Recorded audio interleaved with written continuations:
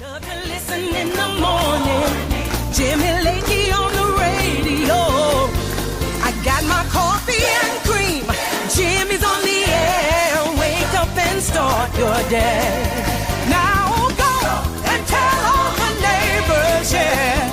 Then crank up the radio. There's infotainment, brilliance to get you on your way.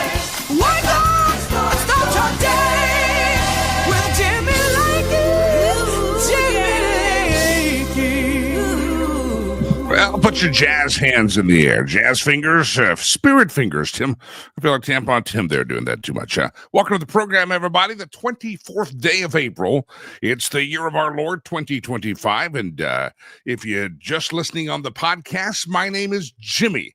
If you're watching on the television or the screen, you can see that I am not just Jimmy. I am the Streaminator. According to producer Chad this morning, the Streaminator is in the house.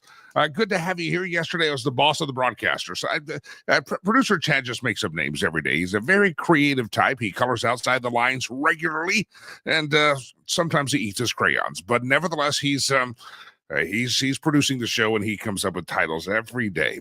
My voice is still a little raspy. My nose is still a little bit runny. I may sneeze or cough during the program.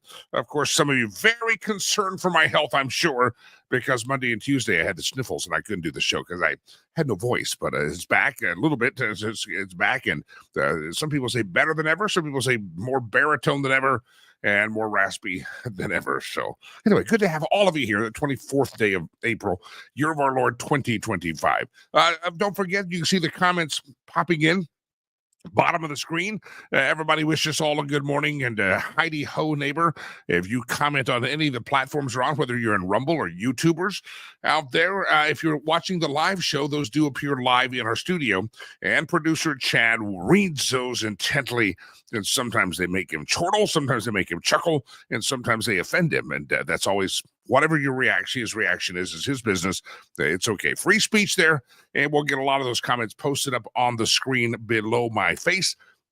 And yeah, just go comment. Facebook, you can do that as well. Twitter, Rumble, all of those do appear in the studio. All right, couple of news stories out there. New poll numbers out on Donald J. Trump. I'm trying to get to the bottom of them. Every day there's a new poll. If you follow the polls, pretty much I'm interpreting the polls that I'm looking at. That Trump nearing his 100 days. I think next week is going to be the 100th day in office. And he's pretty consistent. His favorabilities are pretty much around that 48 to 52%. He's getting very high marks when it comes to the topic of immigration and the border.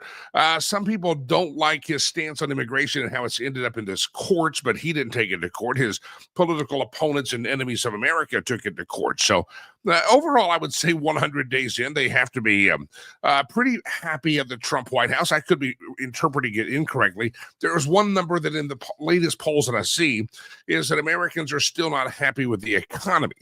And so I think that's going to be something that will have to be addressed by the Trump White House is the economy. And there's, of course, been uncertainty about the tariffs.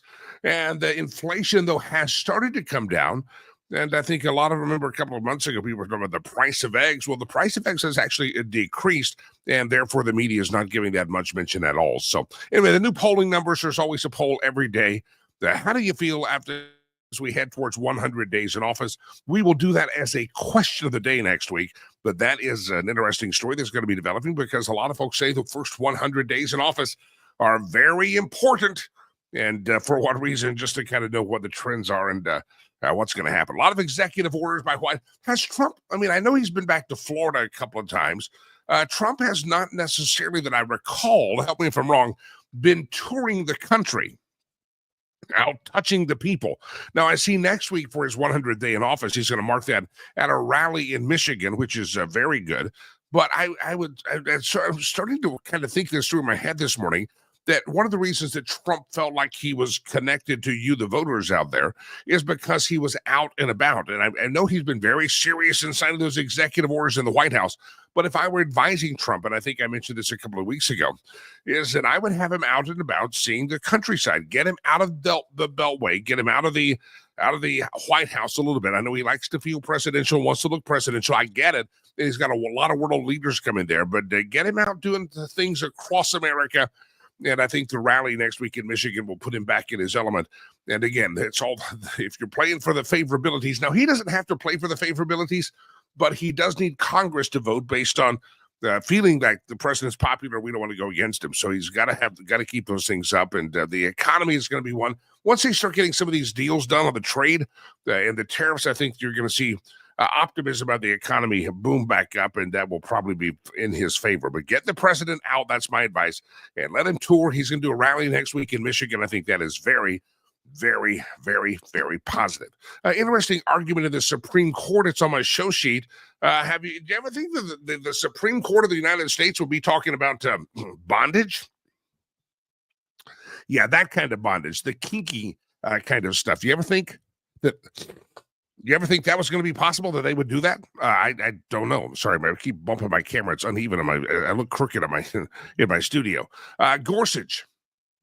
Neil Gorsuch, who's on the Supreme Court, had an exchange, and it was quite interesting. They said, so is this the book about bondage? And they said, no, it's not about bondage. He goes, it's an interesting exchange. I'll see if I can pull it. Popped up there. It's a book called Pride Puppy, and it was used for a pre-kindergarten curriculum in Maryland. And he said that's the one where they're supposed to look at the pre-kindergarten curriculum. They're supposed to be looking at leather and things about bondage. And the argument from the person arguing for the state of Maryland said, well, sir, it's not bondage. And Gorsuch gave him this look from the Supreme Court. There's no cameras there. Gave him this look and said, he said it's about leather and things like bondage, things like that, pre-kindergarten curriculum in Maryland. And the argument from Maryland said, well, it's not bondage, it's a woman in leather. And Gorsuch says a sex worker.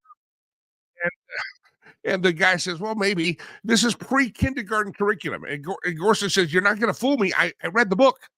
I looked up Pride Puppy in the book. And he says, the guy from Maryland says, well, no, not really a sex worker per se.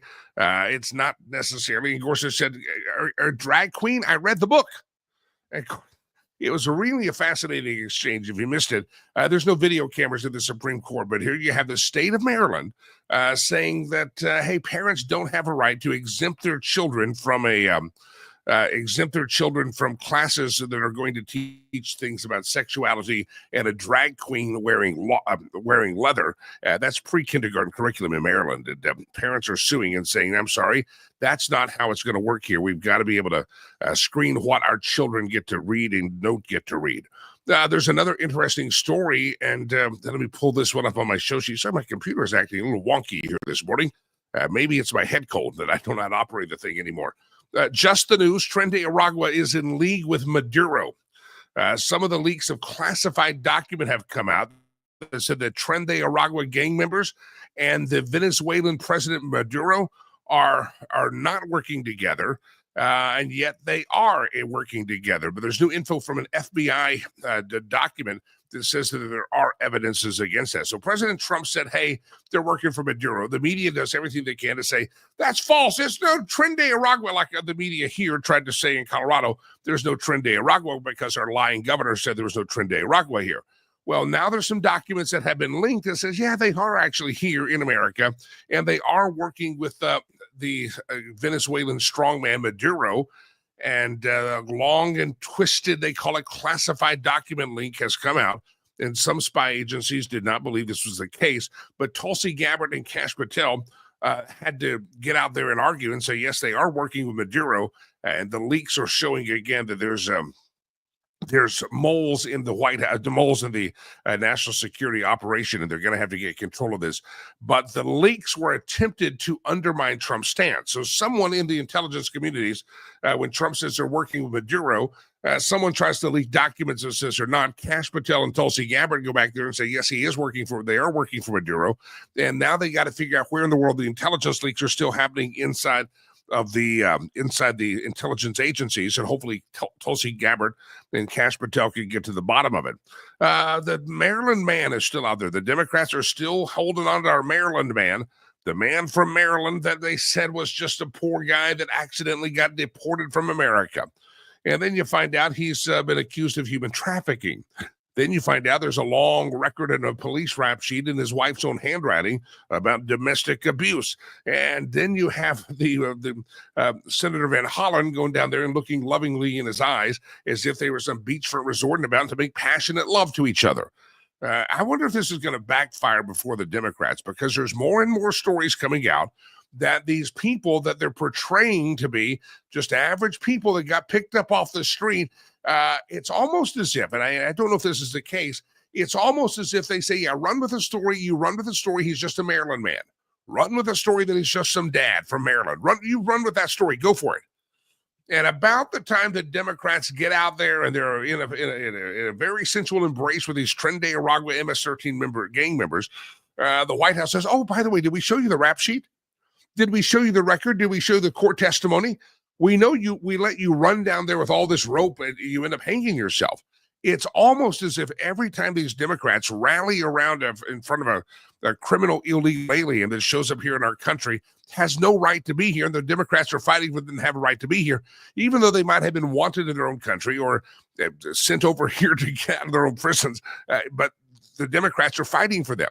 And I think it's very interesting strategy by the Republicans in the White House it's like they let these stories get out there, and they let these Democrats go bat crap crazy about these stories and setting things up about how these wonderful people are wonderful. And then the White House says, oh, by the way, we didn't let you see the guy's record. Did you see the video that we happen to have a guy in a car, and the car was licensed to someone who had been actually accused and suspected of human trafficking?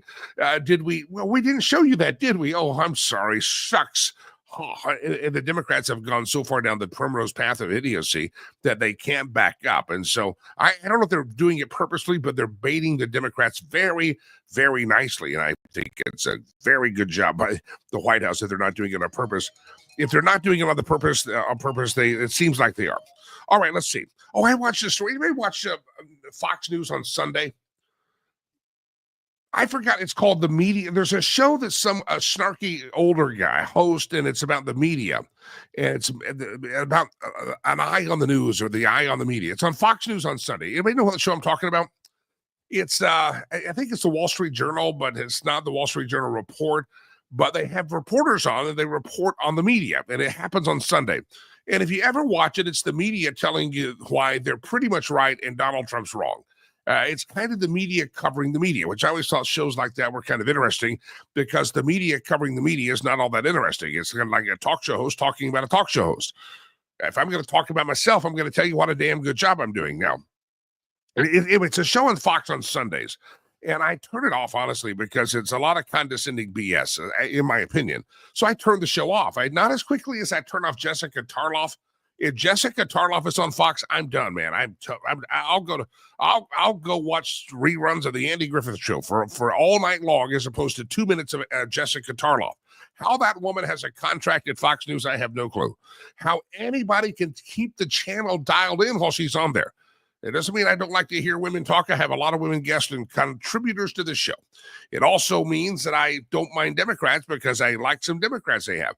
Jessica Tarloff has to be the absolute worst commentator on the Fox News. She's as snarky and sarcastic of an she comes across very biatchy. Yeah, that's not Beyonce, but that's Biatchy. She comes across that way.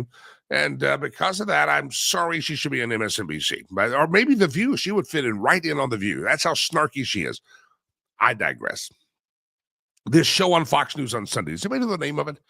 It covers the media. I think it has the name media in it. It's Fox News. It's on Sundays.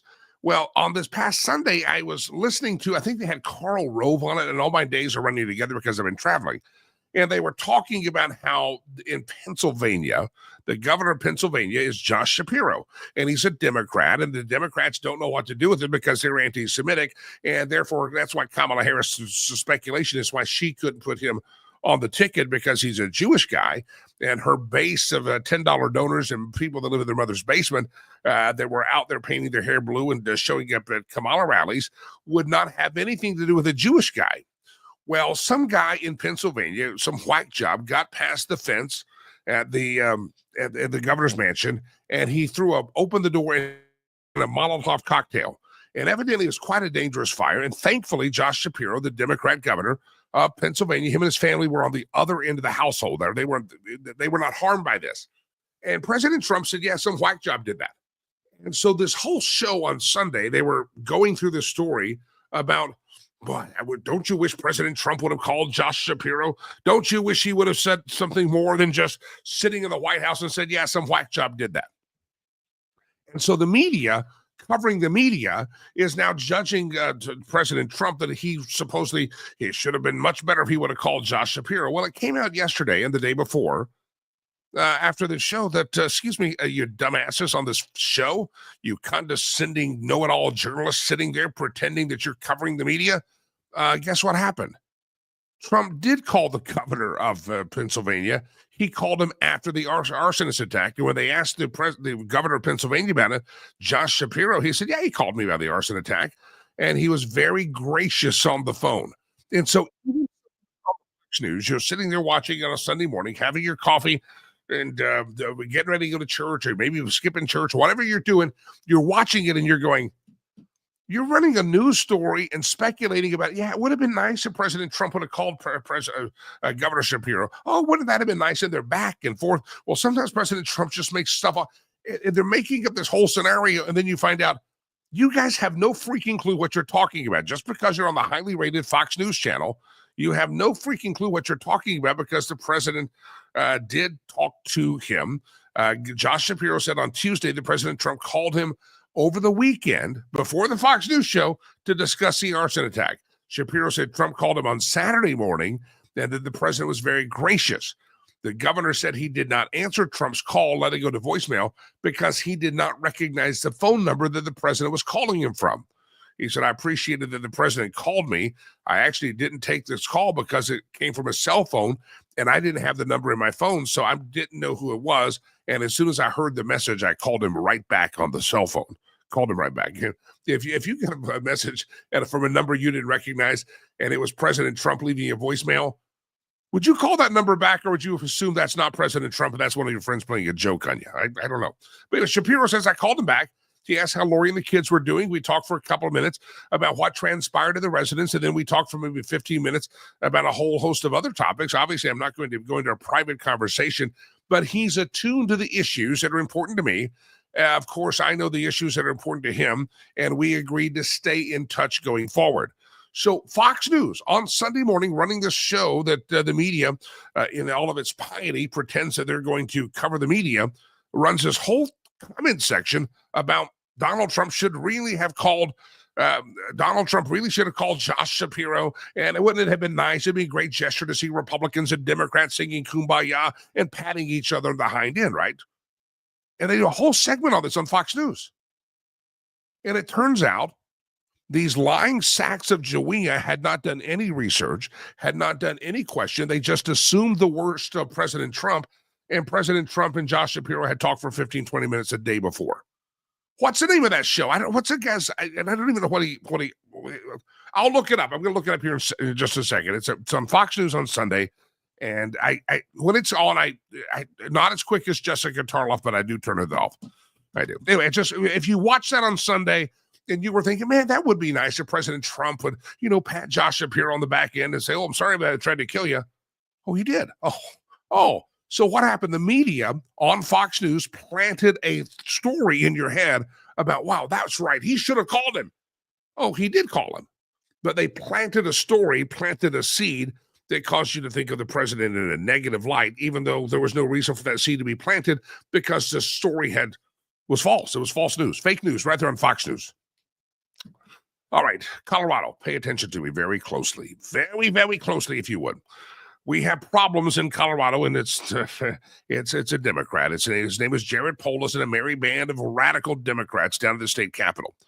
And even as we speak today, they're gathering at the Gold Dome of Dummies. That's the color of our Capitol Dome. If you're out of state, I call it the Dome of Dummies. The Gold Dome of Dummies is down there, and they're trying to find a way to screw your life up. They're already they've been working on ways to take away your right to keep and bear arms.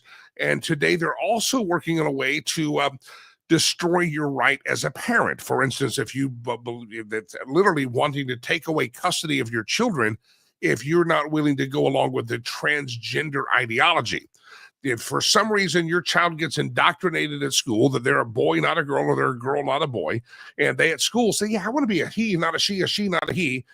And if they come home and say, yeah, mama won't call me a girl, mama won't call me a boy, but they can file a report with the state of Colorado and basically have the jackbooted thugs come in and you lose custody of the kid because you're not willing to go along with the gender ideology. Well, you ready for this? There's a bill that actually is going to codify this, and Jared Polis will probably sign it because Jared Polis has not found many radical pieces of legislative assaults on parental or individual rights that he won't sign. I want to play for you a quick video, if I may, a quick video that was put out by my pastor. And I look at it when you're a politician and the faith community has to come out and rebuke you. You probably have a problem that goes beyond political. You probably have a spiritual and a moral problem. That's my opinion. Now, this is the same Jared Polis that had to be told by the Supreme Court of the United States that he could not lock believers, the faithful, out of churches during COVID. This is the same Jared Polis that had to be taken all the way to the Supreme Court because he wanted you to be locked down. You can go buy your weed, you can go buy your booze, you can go to the porn store, or you can go buy a Maytag washer. But if you show up at church, then Jared Polis was going to show up with his jackbooted thugs and shut you down. Because Jared Polis doesn't really appreciate people of faith is the only conclusion I can draw. And the Supreme Court had to smack him on his little ass and say, I'm sorry, the people of faith in Colorado do get to worship, whether you like it or not, Jared. They do get to convene and not be afraid of the booger cootie virus, right? Well, here's the faith community once again having to call out Jared Polis and his assault on biblical matters. And I want you to hear how Jim Bergen, who's, again, this is the church I attend, and I was very pleased, and I played this yesterday, the last part of the show, but I want you to see it again. And I want you to, somebody say, well, why is the pastor getting political? I want you to listen to what Jim says. Jim clarifies this very quickly. This is not a pastor getting political. This is about a pastor standing up to a government and a governor that thinks they have become God. This is not a pastor getting political. This is the government deciding that they're your spiritual leaders, that they're your moral authority. And that's what he's standing up against. So you've got to listen to what he says. I think it's a very great categorization of why the faith community is standing up against Jared Polis and the godless Democrats. It's not that politicians or that pastors are wanting to get out there and be political. I have no problem if they do. But this is not a political problem. This is a spiritual problem, and this is the Democrats in the state of Colorado deciding that they're going to cross into the lane of the church. They're going to cross into the lane of morality, and they're going to start telling you what is right for you and your family, rather than the authority of God Almighty being what's right for you and your family. So I want to play this. This is a great video. This is going to explain a lot of stuff, but this is Jim Bergen. If you're out of state, Jim Bergen pastors a church called Flatirons Community Church. They have about 5 campuses, one of the top 10 churches, largest churches in America, I believe, top 20. And I think it's the largest in Colorado. But ladies and gentlemen, if you're in Colorado, you need to know that these are not pastors getting political. This is politicians thinking they're God. And Jim Bergen reminding everybody to not surrender the deity of your life or the center of your life to politicians or Jared Polis. Watch this. I played this yesterday, but it's worth watching again because Colorado, it's happening right now as we're here. The Dome of Dummies has gathered to assault your rights as parents and as individuals. Go ahead. Serving as the lead pastor of Flatirons Community Church, located in the greater Denver area. Well, I cannot take off that hat, nor would I ever want to. Today, I'm coming to you not in my official pastor role, but as a member of a much larger Christian faith community, as a father, as a grandfather of grandchildren in elementary and middle school.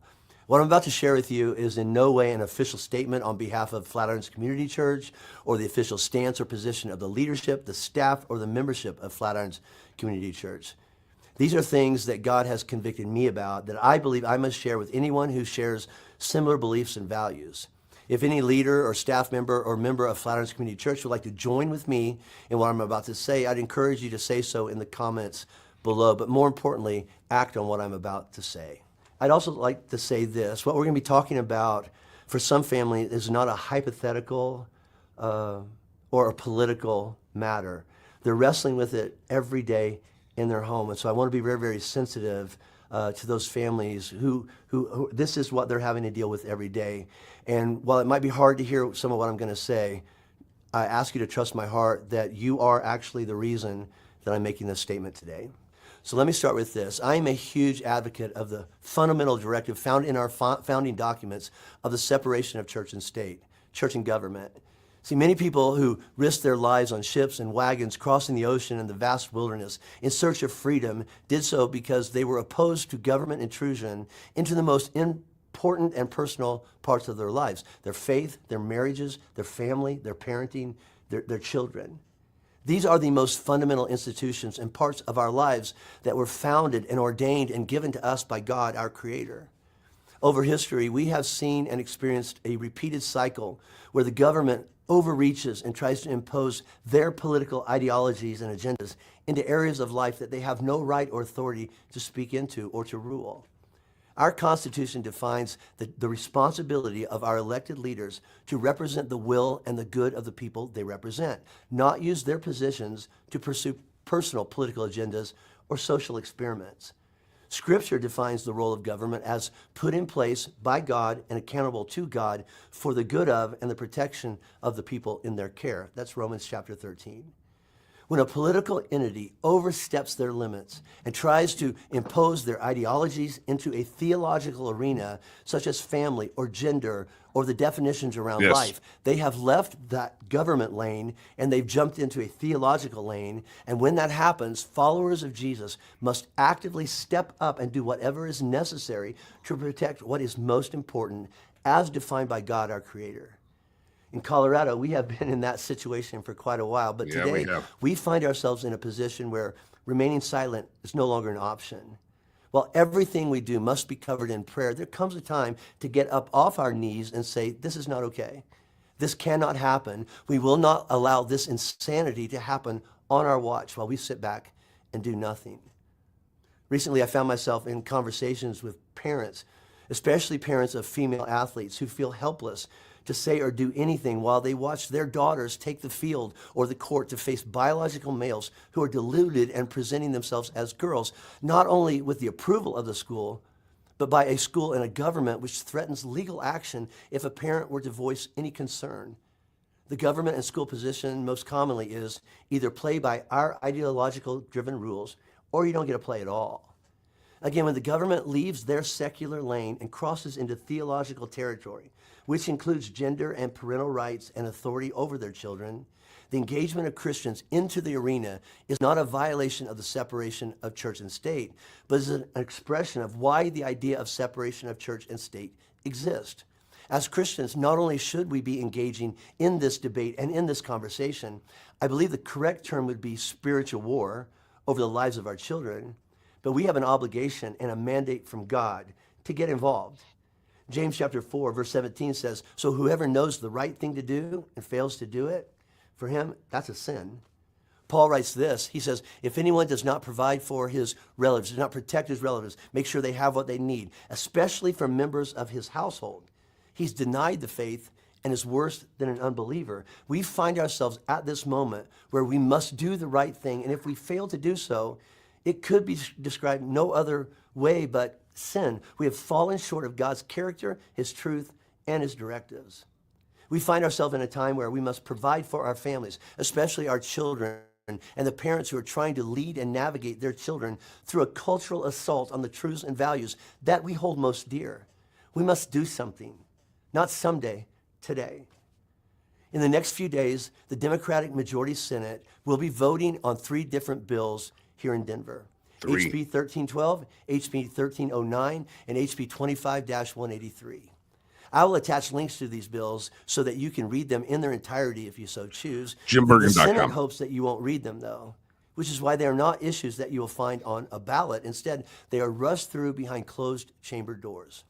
In these bills, you will see the government solidify their position that they will be the one to determine the gender of a child based on their perspective and on their value system. And you will also see the government weaponize their coercive strength and control, threatening legal action and consequences, including loss of custody, should a parent be accused of allegations, substantiated or not, of misgendering, which is refusing to say your son is a girl or your daughter is now a boy, or dead naming, refusing to call their child by their new gender-chosen name. This reaches beyond parents, but includes requirements of schools to do the same. And this is important. There is not a provision or an exclusion for faith-based belief systems organizations to opt out. A parent or a church that is not gender-affirming and does not support a transgender minor by refusing to use compelled speech when making reference to their gender or their name could be subject to legal action, which for parents includes loss of custody. For churches and schools, it would open them up to lawsuits based on hate crimes. Hate crimes are what is being done to our parents and our children, and it must stop. While this issue is being voted on directly along party lines, this is not a Republican-Democrat issue. This is a spiritual, theological issue. Listen, this is me, not speaking for my church or anyone else, but I have made no secret that I believe that our current governor and the Democratic Party around him, all the way to Washington, has aligned themselves with an agenda that is directly opposed to the things God holds and defines as most sacred. This is not the same Democrat Party that my mom was a part of. This party is actively, violently attacking anything that images God, parenting, and our children, especially the gender and identities of our children. Christians, we must do something. The Apostle Paul, when he found himself in a legal predicament, didn't just take a position of, well, I'll pray about it and trust it. It'll all work out with the Lord. No, he stood up and he claimed his right as a citizen and demanded his day in court so that his voice, his testimony, would be one more opportunity to preach the gospel in a courtroom that was designed to destroy and silence that same gospel. I believe that today we find ourselves in a similar situation and opportunity. Below, I have attached the emails of the senators who need to hear from you. It's on his website. And your opposition to them passing these bills around gender, about family rights, and the continuing assault on the lives of the unborn.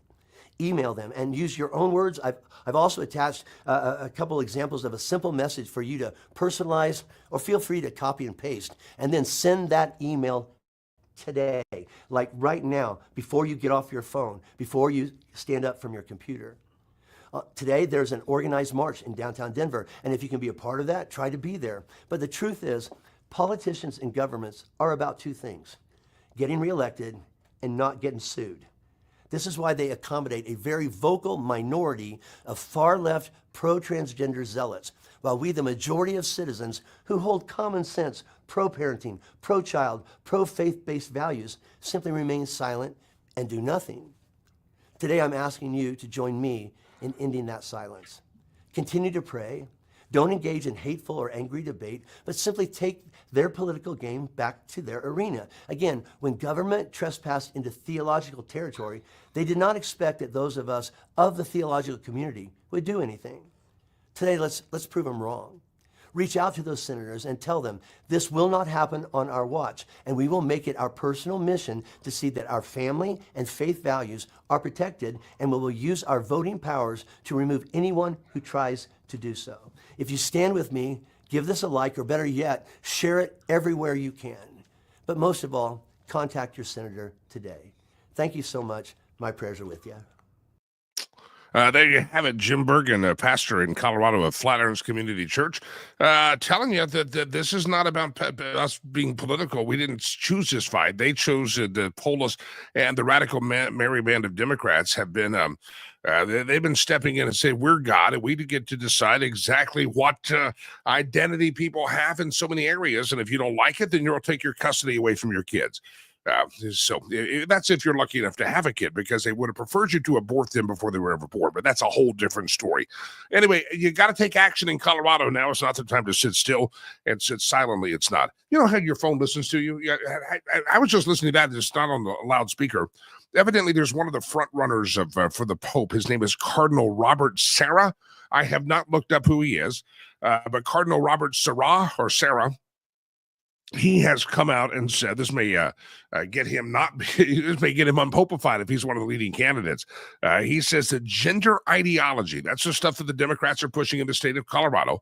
That's the stuff that Jared Polis is all about, that gender ideology, that if you misgender or dead name your child, they're going to take custody, raise them in the system, raise them as a foster baby, because you should not be able to decide and teach your kid that they were born with God-given identity here. Well, gender ideology, according to Cardinal Robert Sarah, it says gender ideology is a Luciferian refusal to receive a sexual nature from God. Well, I'm sure the Democrats and the merry band of Democrats down at the Capitol Dome probably in big disagreement with that. All right, lots of things to get to in the news, but House Bill 1312 is one of those radical bills you will ever see when it comes to parenting. But if you watch that video by Jim Bergen, he names off all three of them that are real problems out there. All right, I'm going to come back in just a second and talk about a new item added at the McDonald's. Hear my voice is starting to wear out. That's somebody messaged me a moment ago on my phone and said, you sound rather raspy today. Well, Monday and Tuesday, I could barely speak. Wednesday was okay, but I'm already starting to lose it here this morning. We're going to talk about a new menu item that's coming up at the Mickey D's. And also, 72% of you have engaged in this type of behavior, even though it was risky. In just a moment, I'm going to tell you what that behavior is. 72% of you have engaged in some kind of a risky behavior that I'm about to talk about. And I'm just going to out you. 72% of Americans have done this type of risky behavior. We'll get to that in just a moment. Also, don't forget Jay Ratliff, our aviation and travel expert, shows up today as well. That comes up in about 23 minutes away. Lakey on the program. Glad to have you. If you're watching us live, good morning. If you're listening to the podcast later in the day, happy day to all of you. Jimmy back in a moment, and we'll tell you 72% of you have been being risky. And I'll tell you more about it in just a second. 1 hour heating and air conditioning. 1 Hour Heating and Air Conditioning is on call 24/7, even on weekends and holidays. We pride ourselves in our on-time guarantees. In addition to installation and repairs, we offer maintenance services. So no matter when you need us, you can always count on 1 Hour Heating and Air Conditioning to keep your system running. Check out our family of brands for all of your service needs, including electrical and plumbing. 1 Hour Heating and Air Conditioning. How you holding up? Nothing wrong with getting help. If I promise to look into it, will you drop it and help me build this fence? Now you need my help. If you or a veteran you know needs support, don't wait. Reach out. Find resources at va.gov/reach.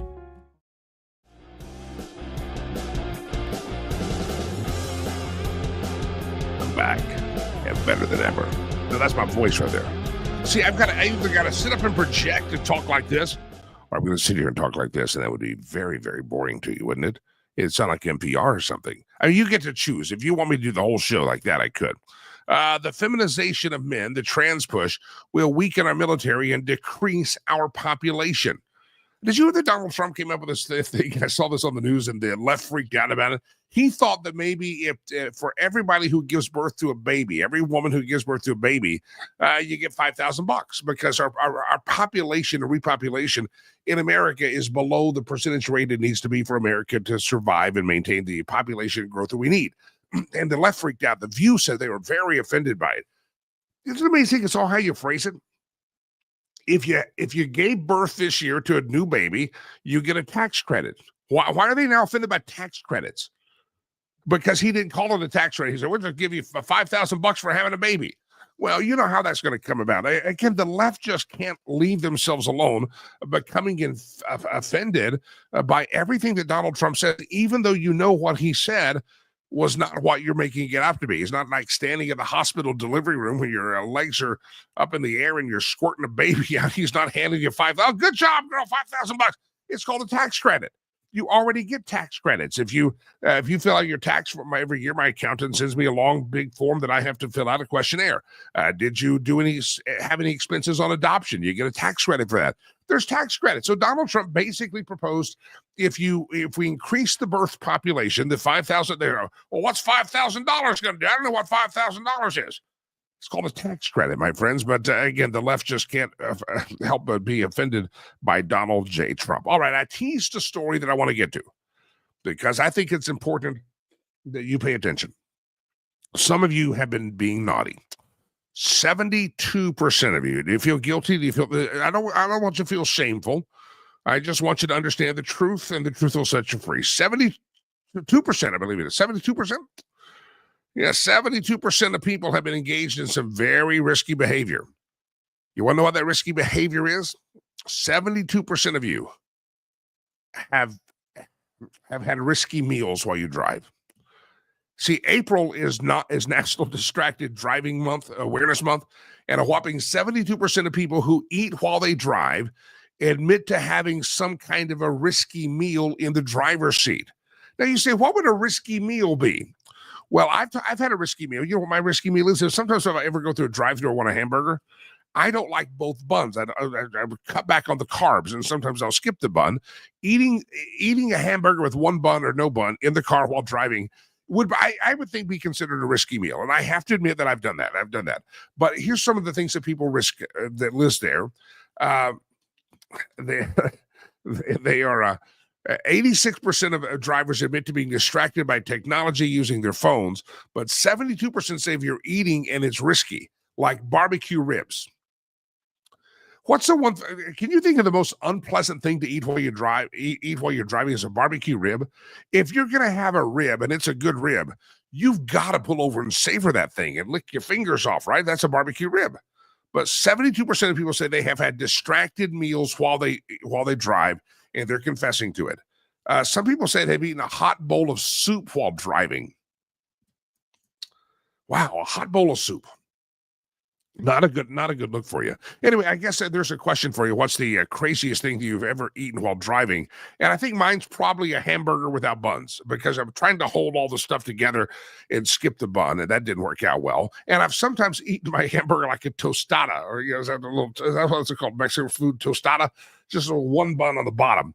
And that doesn't work out well when you're driving. But 72% say it's not just snacking in the car, but they've eaten like full meals that were risky. 72% of you have engaged in very risky behavior out there. What is the strangest thing you have eaten while you drive? I would love to hear that story from you. Now, there's another poll out there, a little bit of polling data out there. This was going to be yesterday's question of the day. We ran out of time. That as we get older, sometimes we just become amazed at what the previous generation can or cannot do. Well, sometimes we just get amazed at the thing, and we get frustrated by it. You ever go to like you go to the grocery store or in the fast food place, and nobody knows how to count change back appropriately? Have you ever found these things that just kind of annoy you? That basic skills, common skills that you and I grew up with, that a previous the generation after us can't do. And I'm sure the boomers were very frustrated with us because I'm a Gen Xer. And I'm sure the Gen Xers were very frustrated with your kids and grandkids because they seem to be just loop-de-loop when it comes to certain things. Let me do this question of the day. And we'll sound off here. You can get your opinion. What are some skills that you are shocked that younger generations don't have today? One of the things that I was shocked at one time is that I had to have my son. I said, "Hey, son, there's a checkbook on my desk, and I need you to." I think I was in Africa or something, or I was out of town. I said, "I need you to. There's a signed check in there. I need you to send that off to somebody for me." I was gone. I was out of town. I was down the street. Maybe it was at the office. I don't know where I was at. And he said, "Okay, what do I do on the check?" And he didn't know how to write a check. And that was a class we took in like I think middle school, high school, like a home economics class. You had to learn how to write a check.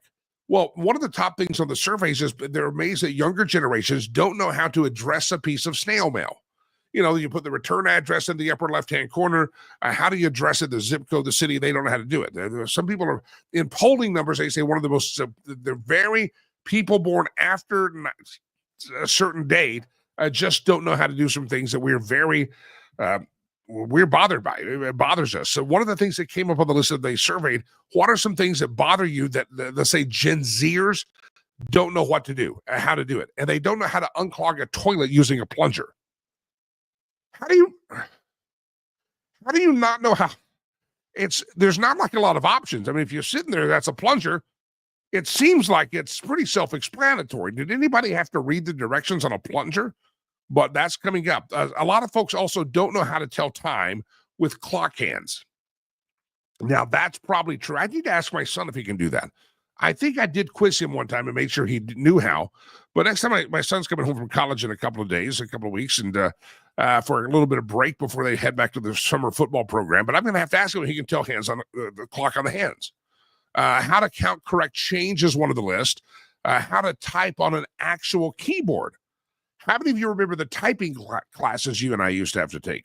Yeah, we took classes every day for this, so learning ASDFJ, ASDFG, JKL semicolon, I believe. And we took classes. A lot of folks know how to do that. A lot of folks don't know how to cook. Now, here's a big one right here. Ready? Write a check is one of them, and how to use a manual can opener. What does it frustrate you? Are you amazed that people don't know how to use a stick shift? And people don't know how to write in cursive.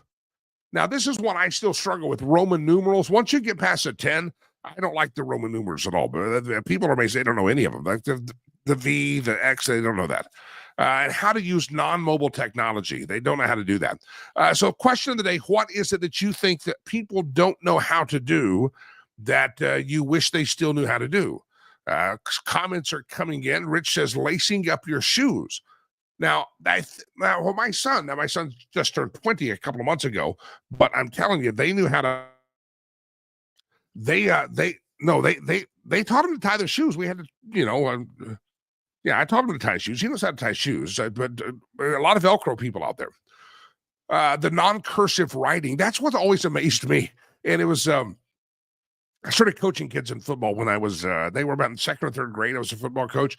And every year at the team banquet or the team party, the boys would take their team photo and some team mom would put a matting around it. And all the boys would scribble their name like it was an autograph collectible. And they would sign it. And the coaches would all get one of these copies of it. And you'd very appreciative. Well, I coached these kids through 7th or 8th grade, right? I coached them all the way through middle school until we passed them off to high school. And every year I got the thing, and I noticed one year when I was going through all of the autographs that I received from like 3rd grade, 4th grade, all the way through 8th grade, none of their writing got any better. It was the same. The way they were writing in 3rd grade was the way they were writing in 7th grade. There was absolutely no work on penmanship. I even asked my son's teacher, I figured they called it language arts in English class.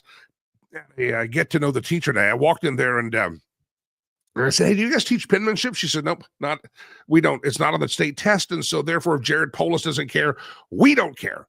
And there was no class on penmanship. And I'm telling you, I could look back, and I don't even know if I still have those. They're probably buried somewhere in a box. But all these teams that I coached, if the same players were on there, you could look at their name that they learned to write in 3rd, 4th grade, and that was the same name that they were writing in 7th or 8th grade. The only reason my son had any interest in kind of learning some cursive is because I said, one day, if you're a big football player, when he's little, I said, you got to practice your signature. And I think that's all he knows how to write in some kind of cursive. And he has a little squiggly signature now, but they don't know how to do that. Somebody says, we'll use a rotary dial telephone. Things that the younger generation just does not know what to do. And any of these some of these are just kind of funny that they don't. I've seen some TikToks and some Instagram reels where people are trying to dial that they don't know how to do it. I think that's funny. It's not going to destroy them, but there's some things driving a manual transmission with a clutch, change their own oil, Jim says, setting the proper gap on spark plugs. Jim, you got me on some of those because I don't have a mechanical bone in my body. So, could I? Yeah, the proper gap on a spark plug. Jim, I'm out. I'm a Gen Zer on that one. The rest of them I can handle. All right, good to have all of you here on the program. We have this new thing. A lot of you are watching it live this morning. Great numbers out there. Glad to have you watch the Daily Update live. But some of you are listening later in the day as soon as the show's over, we go to a stream. The streamcast becomes a podcast. And so if you're not subscribed, go find Jimmy Lakey Unleashed. It's out there, going to be, as soon as the show's over, we give it 10, 15, 20 minutes, 30 minutes, and this will be out there on Apple Podcasts. It'll be out there on Spotify. It'll be out there on iHeartRadio. It'll be on all the platforms out there so you can listen to the show.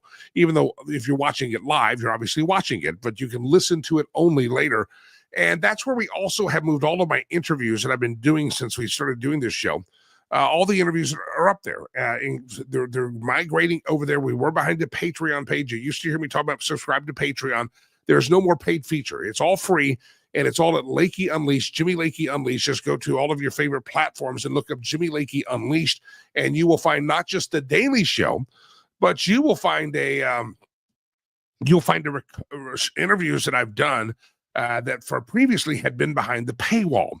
And this is a snippet that actually played on the show, but we have a full long form interview that we're going to play a snippet for you. And it is from a guy named L.A. Marzulli. L.A. Marzulli is a prophetic teacher that teaches about biblical prophecies, the end days, and ties it into what we might know as unidentified flying objects. And everybody watches the show Skinwalker Ranch, a lot of that crazy stuff. Well, L.A. Marzulli, I have a long interview that just got reposted. It had been behind the Patreon wall, and a lot of you had not been able to see it because it was a paid interview, a paid subscription interview. But that is now out there for all to see. It's at Jimmy Lakey Unleashed on the Streamcast, the podcast platforms, all of them. And L.A. Marzulli talks about some pretty wild stuff when it comes to understanding the world that we live in. If you're familiar with the show Skinwalker Ranch, you know exactly what I'm talking about. Nephilium, never in the films. That's where the sons of God cohabitated and conjugated with the daughters of men. And it wasn't supposed to be that way. Naughty. That was not supposed to happen. But they did, and bad things happened, and we're still living with that to this day. Anyway, this is just a snippet. This is part of the interview, an interview that I did with L.A. Marzulli. There's a whole complete separate interview that's now up on all the stream platforms. I'd love for you to go check that out. L.A. Marzulli, and he's on the Lakey Unleashed. It's now out there free. Go subscribe. Just check out Jimmy Lakey Unleashed. Watch this snippet, and you'll get a little foretaste of the glory divine that's in that interview. Roll.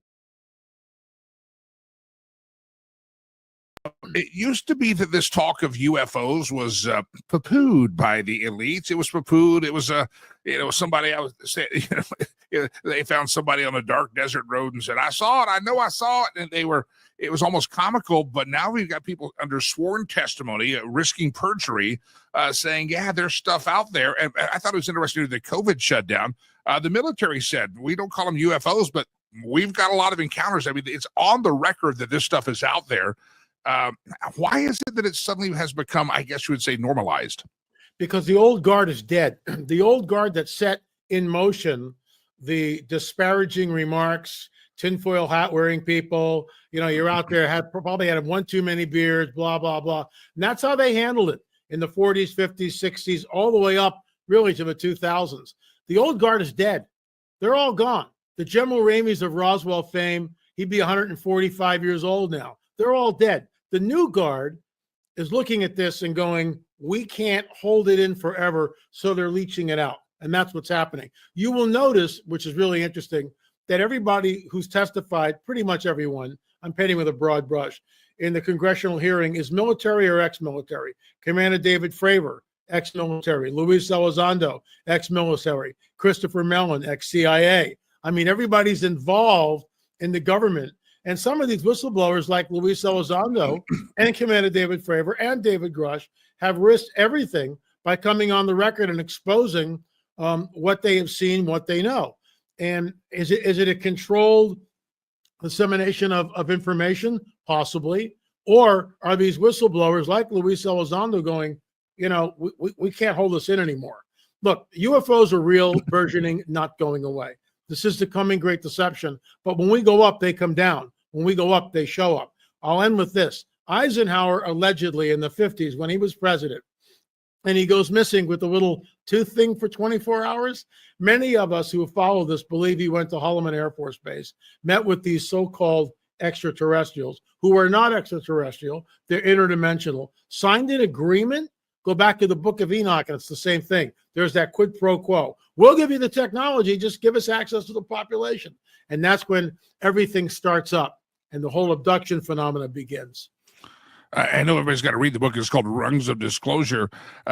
You said they're not extraterrestrial, they're interdimensional. Unpack that a little bit for folks that are unfamiliar with your work. Who are they? What do they want from us? Jesus warns us it'll be like the days of Noah. Now, what does that mean? Why would he pick? And remember, when Jesus is around, there is no New Testament. So all he's got is the Tanakh. And he goes, it'll be like the days of Noah when I return. And everybody's kind of scratching their heads. All the Jews of 2,000 years ago knew exactly what he was talking about.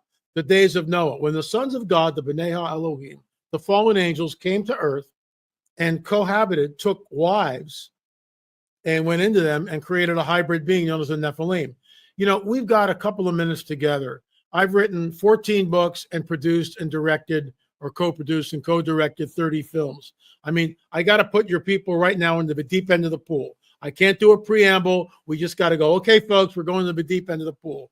There is a breeding program, exactly like the Genesis 6 narrative. It's exactly like the days of Noah. They are mingling their seed. Oh, angels can't reproduce. Oh, really? Go to Genesis 3:15 and read it, where Jesus, the pre-incarnate Christ, is in the Garden of Eden with the fallen angel, Satan, and over here you got Adam and Eve. And he says to the dragon, i.e. Satan, your seed, your offspring will be at war with the offspring of the woman. That's the entire biblical prophetic narrative. It's not taught in the churches. Most pastors completely shy away from it. So your people sitting in the pews are completely ignorant of what's going on. Daniel 2:43, and I'll end this little rant. You can see I get all worked up. But Daniel 2:43 basically says this: their seed will mingle with the seed of men, but they will not cleave to them. The word cleave is the word given in marriage. Got that from my friend Jim Williamson. There is no marriage contract. They take, and they're creating hybrid beings. Dr. David Jacobs, a secular researcher, his last book, Walking Amongst Us. We've had reports. They are walking amongst us. It is the days of Noah. All right, let me stop it there. That's L.A. Marzulli. This was on the show. We did that live on the show, but there's a completely different interview that's about 50-something minutes, almost 1 hour, and it is up at our new podcast platform. You got to go listen to it. It take the full 50 minutes, and I think it will make your mind go, pooey. It's phenomenal. It's also up, and there's a video version, but you can just hear the audio of it, and it's up at Apple Podcast, all your favorite platforms. The old iHeart app is up there. It's got the Podbean, I believe. If it's Spotify, we're on Spotify as well. It's up there. It's just a full interview with L.A. Marzulli. So not just only the shows on a daily basis, but all the interviews that I've done in the past are repopulating out there for you to hear on podcast form. And that's free. So that interview up until now has been behind a paywall with L.A. Marzulli, and it dropped this week, no longer behind a paywall. Hey, in just a moment, we're gonna have Jay Ratliff, our aviation and travel expert, with us.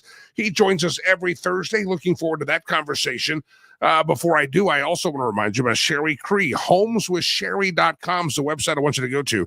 If you're anywhere under the sun of my dulcet tones listening to this program, and you're contemplating real estate, maybe it's springtime, summertime, you're ready to buy, you're ready to sell, you are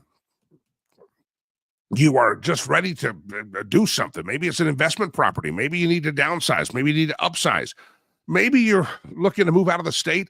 Maybe you're outside of the state looking to move to the glorious state of Colorado. Listen, HomesWithSherry.com. Sherry Cree is if you ever read the ninja sales books and how ninja selling techniques, she brings those techniques to the attentiveness of those techniques and the training and the skill of those techniques back into the real estate market. And by the way, if you're a military veteran, a first responder, you served your country, she will take a ding on her own commissions just to give you a better deal, keep more money in your pocket. And also for every home that she sells, she takes a portion of her commissions and she donates it to the charity of your choice.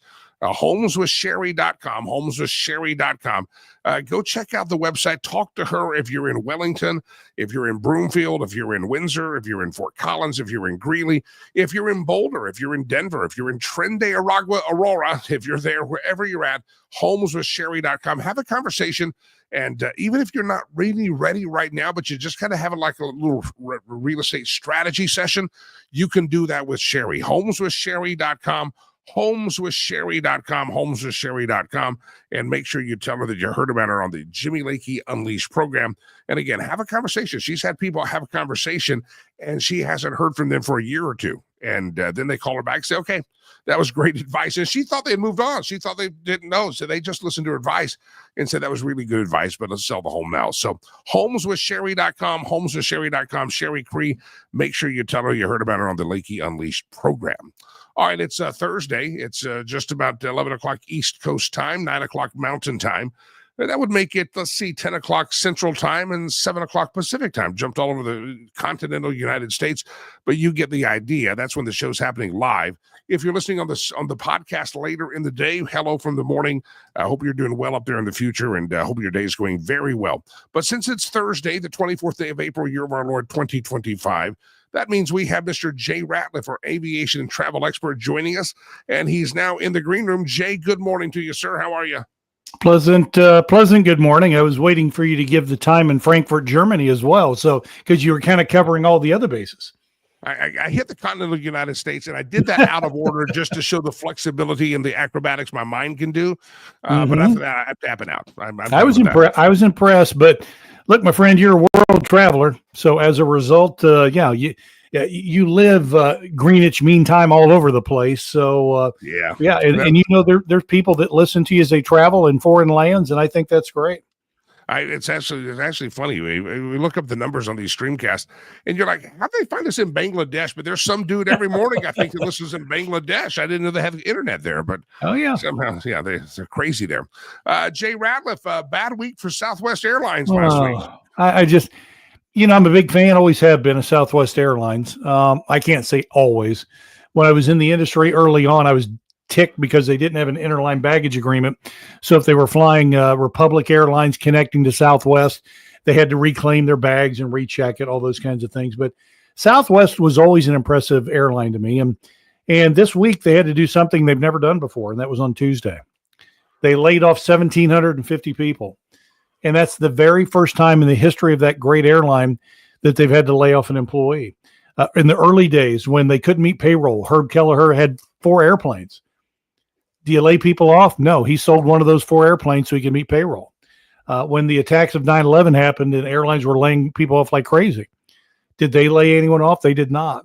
We had the economic, the financial crisis in the fall of 2008. Again, airlines laying people off because of all the uncertainty. Southwest did not. We had the pandemic hit. Oh, certainly they're going to lay people off now. And they didn't. They had 19% of their workforce step forward to take that early retirement so others behind them could enjoy the career that they had. So they survive all of that to have asinine management over the last 10 to 12 years, totally change everything to the point now that the employees are paying the cost. And it just bothers me. It always has when leadership changes and they go from what we have done successfully for decades, let's keep doing it, to, I wonder what would happen if we did this. And if it's new Coke or whatever direction the company decides to go in kind of an opposite direction of what they've done in the past, it leaves me scratching my head every single time. Southwest wanted to be like other airlines, so they went into LaGuardia. They went into these airports like Atlanta where you can't turn an airplane quickly. So Southwest totally abandons the business model that made them the airline they were, that allowed them to use aircraft, those silver revenue tubes, 4 to 5 times a day. Now their on-time performance sucks. They can't get airplanes in and out of some of these airports. You're using them 3 times a day instead of 5. And congratulations, Southwest. You're now like every other airline fighting to make money. And that's really unfortunate to see. Yeah, 1,700. Where do they come from? Were these spread across different departments, different cities? Where do the employees come from in the layoff? Yeah, actually, the bulk of them were from corporate management. They trimmed some management positions in the headquarters and some other, not I wouldn't call them senior level positions, but they certainly weren't lower management in some cases. But the problem is, this is just the first. And I see Southwest making further cuts moving forward. Now, the fact that they're going to assign seating, I like that. That's going to help. It's going to generate some revenue. Premium seats, absolutely, is going to be the case. In fact, I think some of those premium seats are going to be, maybe May 1st, are going to start showing up on some of your flights that you're flying on. And since we're not assigning seats yet, hey, you might have the chance of actually, with open seating, grabbing one of those. Oh, no, you won't, because there's 48 wheelchairs in front of you. I'm sorry about that, but they'll enjoy the seat. Yeah. They're also going to charging for checked luggage. They had to do that. I get it. They put the voucher, limits on the vouchers, which I wish they wouldn't have done. They're changing the frequent flyer program. Blah, blah. All these things are to make them into a different kind of airline. And their fares have gone up to the point now I can't even call them a low-cost carrier anymore. No, they're not low-cost anymore. No, I fought that for years. And a lot of people that I deal with across the country said, Jay, you keep saying low cost, but I can't. As of right now, I cannot. And, when they had the meltdown over Christmas a couple of years ago, I think 2022, 23, where they had the crew scheduling computer totally crash, we found out that it was from the mid-1990s. And it hadn't been really upgraded since. And the thought is, how could an airline like that use a computer that was designed and rolled out when the airline was maybe a third or half the size it is now? And it's because they simply weren't putting resources where they needed to. And as a result, they really laid it on the feet, or laid it at the feet of their employees. Find a way to make it work. And, they did every single time. And that's one of the reasons that a lot of these things didn't get the resources they deserved, because those all-stars constantly found a way to make it happen. But look, flying Southwest is not what it used to be. And, they're not in financial trouble now, but there could be a day down the road that I could actually envision, for the first time ever in the 40 some years I've been around this industry, a time when Southwest Airlines was not around. Wow. It is amazing, but I'm kind of looking at the branding and the strategy of how they branded themselves.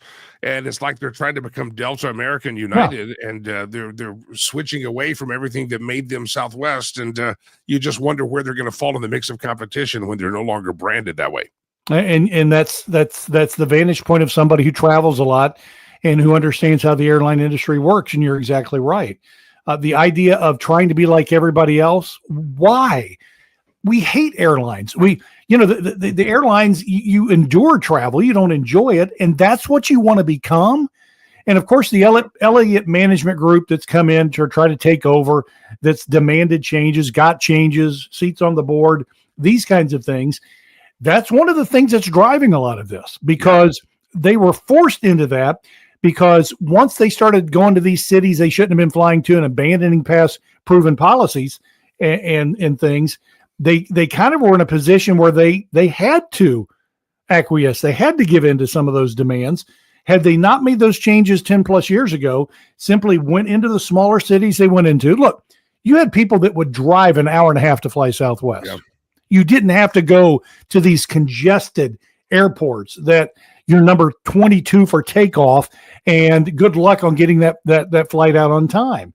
They changed the way they did things. And when I see that in corporate America, it boggles my mind.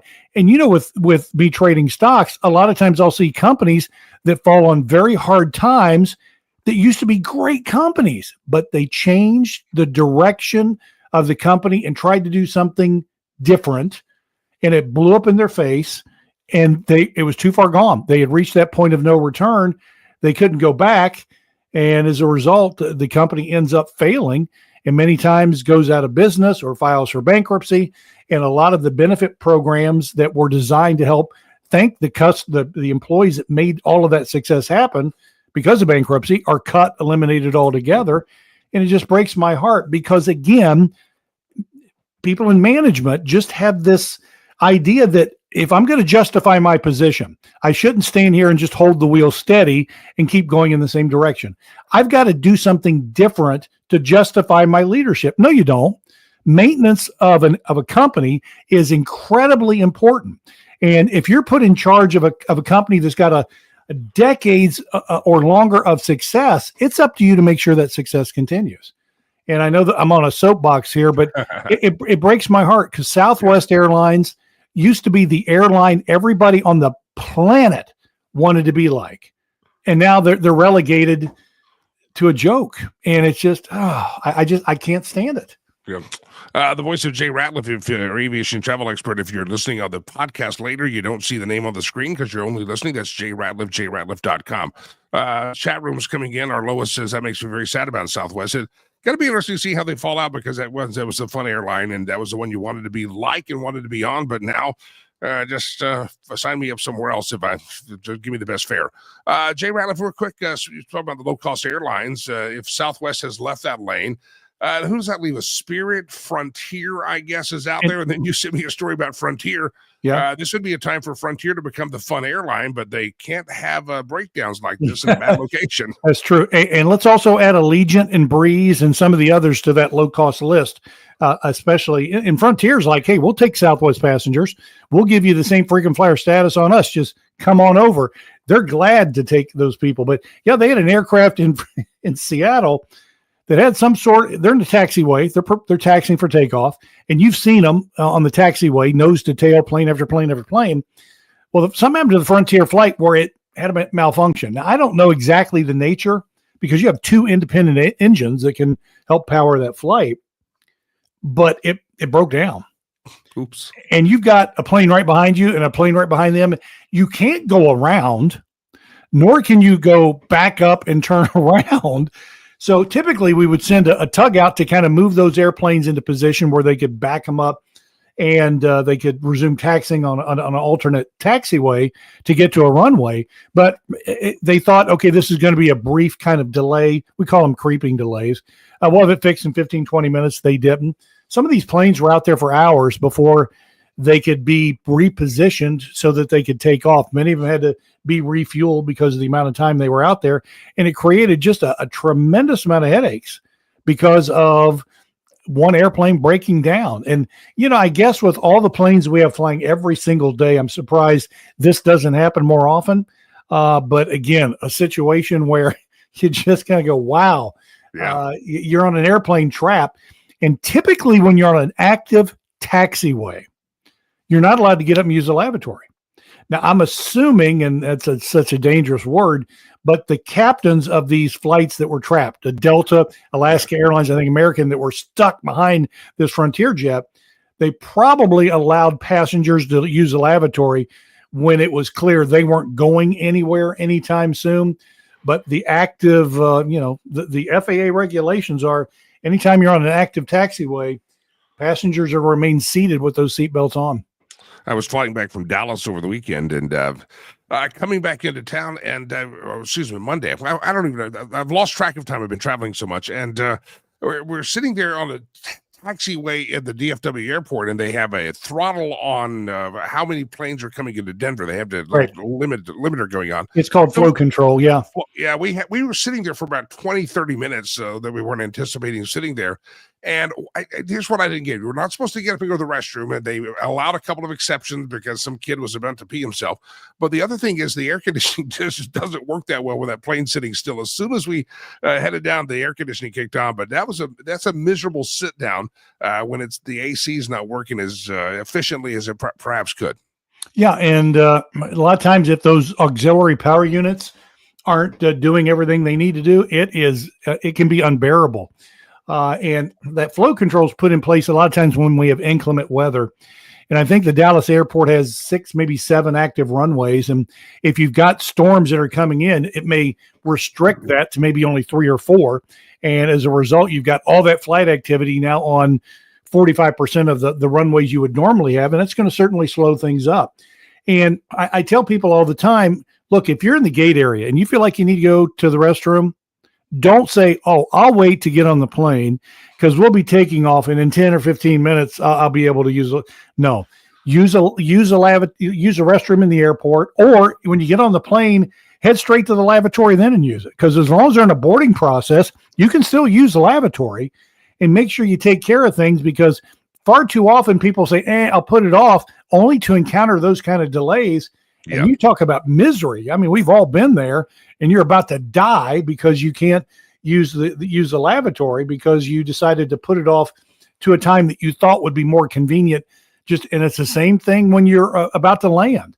Just before the ding ding, they're cleared for landing, seatbelt sign on. Hit the lavatory if you need it, because you don't know when you land if it's going to take 15 extra minutes, maybe 30, to get to the gate. If there's a delay on the ground, always anticipate delays and plan your bathroom breaks accordingly. Let's plan our trips across America. What's it like to travel across the country today, Jay? Dallas and Minneapolis. They've been kind of the problem children throughout the morning, but now that we're kind of strolling towards the afternoon, it looks like it's improving. There's a lot of weather that's out there, but it's yet to impact a lot of the major hubs. But those are the 2 problem children today. It should improve as the day progresses, but unless something else pops up, I'm just glad we're away from those aggravating de-icing delays, which seem to be like going on forever. I'm going to jinx us by saying those days are past. We're not going to have any more of those. Not till the fall. JRatliff.com, RATLIFF, JRatliff.com. Jay, pleasure, sir. Thanks for hopping into the program today. I always appreciate you joining us, JRatliff.com, every Thursday morning. Ladies and gentlemen, it's time for Meme Roulette. We steal the memes from around the globe. Around the world we go. Where we steal the memes from, no one knows. Bob, I love this. I've seen this circulating around. I crashed my bike in 1983. I scraped my knee. We didn't have internet, so now I'm telling you. Today, I'll tell you. Anybody remember the? Well, how did we ever get injured on a bicycle in those days? And we didn't get to tell the world about it. Did not get to tell the world about it. All right, round around the world we go. Where we steal the memes from, no one knows. The stolen meme segment of the show. Oh, false alarm. The papal conclave, smoke coming from the Vatican, is just Cardinal Steve accidentally burning the toast again. Hate it when Cardinal Steve, the white smoke comes out. If it's gray, it's they got a pope. If it's white, they don't, or something like that. That's the burning toast thing right there. By the way, that movie Conclave? I haven't watched it. Producer Chad and I were talking about this the other day. I need to watch it. Evidently, it's out there on all these streaming sites, and it's booming right now. Everybody wants to watch the movie Conclave, knowing that they're about to enter into a papal conclave and choose a new pope. So I've got to watch that movie. I'll put it on my list to do. I'm so far behind on my shows. On my shows, I'm behind. I've been traveling too much, and I've got them backed up on the we used to call it a DVR. Now they're just recorded somewhere in the cloud. Round around the world we go. Where we steal the memes from, no one knows. Here we go. Impressive. 6th grade furry is already barking at a 9th grade level. By the way, Jared Polis, remember that lying sack of Joea? He said, the furries are just a thing that's made up. They don't really exist. Yeah, Jared Polis lied about furries the same way he lied about Trinde Aragua being in Aurora. Jared Polis is speaking. His mouth is moving. There's probably some prevarication happening there. Just saying. He's got a bad track record of lying. Liar, liar, his pants are on fire. I don't want to know about it, but they probably are. Round and round the world we go. Where we steal the memes from, no one knows. From social media delinquents, we do know where this one came from. This is so true. This is a leftover from yesterday we didn't get to. In other news, Ghislaine Maxwell becomes the first person ever to be convicted of trafficking children to nobody. You ever thought that through? Ghislaine Maxwell was Epstein's buddy. Yeah, she's charged with child trafficking, but we don't know who she trafficked the children to.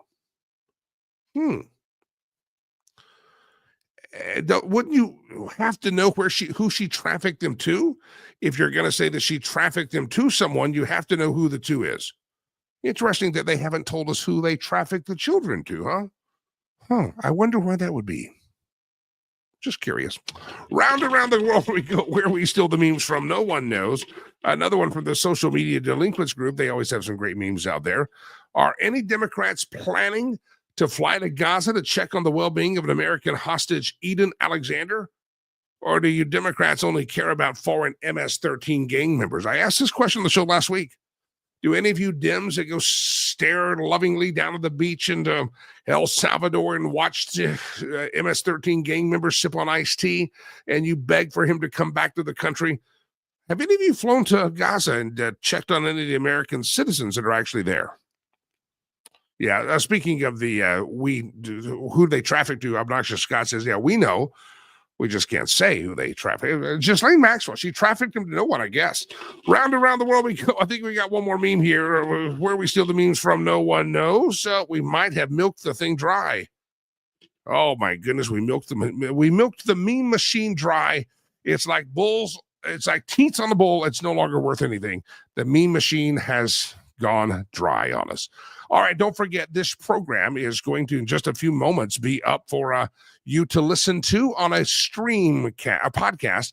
And as you listen to it, please enjoy it, share it, like it, subscribe on all the platforms, Apple Podcast, Apple Music, all the things. We're out there on iHeartRadio, Spotify as well. And don't forget, we also dropped the L.A. Marzulli interview that was behind a paywall, no longer behind a paywall. Those interviews are being released out there to the public, and you want to go get that. So all the interviews are going to be out there at the Lakey Unleashed Streamcast. And don't forget, yesterday we also interviewed Greg Lopez. Last week, Mark Baisley. These are some of the gubernatorial candidates from the state of Colorado. More are coming, and we'd like you to go listen to those interviews as well. Those will be posted separately as well as in this show. All right, May the 17th. You see it on the screen. May the 17th at 7 p.m. is our Rivers Promise Casino Gala. This is a night of fun casino-type games. It's going to be at the beautiful Omni Interlochen Resort and Pavilions outside of the pavilion area. There's fire pits there. There's going to be live music there and a cash bar. Food is included, as well as some casino games, and there's even a chance for some poker fun. It's all for fun. It's all for charity, and we have a big charity fundraising goal that night, but it's all fun. If somebody asks, how do you dress? A lot of people dress in what I call their Vegas best, but, just dress casual is fine. Just be there. It's going to be a fantastic night. It's all raising money for our charity, Rivers Promise, presented by Budget Home Supply. Now, we have tickets available. The prices do go up soon. I want you to get your ticket. The prices will increase. And also, don't think it's just you. Maybe put a table together. We have a table sponsorship on the website that puts 8 people, so yourself plus 7 others. Put some couples together, put some date nights together, put your company together, invite your employees out, invite your co-workers out. It's going to be a fun night. It's on a Saturday, May the 17th. And if you want to have a lot of fun, there's even when you register, you'll get a link that's sent to you about how you can get a room there at the Omni for a discounted rate. And it's a great little resort area in the Denver, Boulder area. But some of you could fly in. We'd love to have you. The Rivers Promise Casino Gala, May the 17th, 7 p.m. Tickets are available at riverspromise.org. Riverspromise.com works also, riverspromise.com or riverspromise.org. You'll see a banner at the top of the page that says check out events, and that's where you will find this thing sitting there, the Casino Gala, May 17th, less than a month away. Ladies and gentlemen, that sound of the music means it is time for me to say adios and go rest my voice for the next 20 hours or so, because as you can tell, I'm losing my voice, and I didn't have a voice hardly on Monday, and now it's I'll be fine. Don't worry about me. Little Jimmy's going to be good. Thanks to all of our sponsors out there. If you'd be interested in sponsoring, I'd love to brag about your business. Send me an email, info@jimmylakey.com, info@jimmylakey.com, and I'd love to tell you more about how I can talk about your business on this program, info@jimmylakey.com. Until we meet again, I mean this from the bottom of my heart. Gotta rest my voice. God bless you. God bless America. I am Jimmy Lakey. Peace. I'm out of here.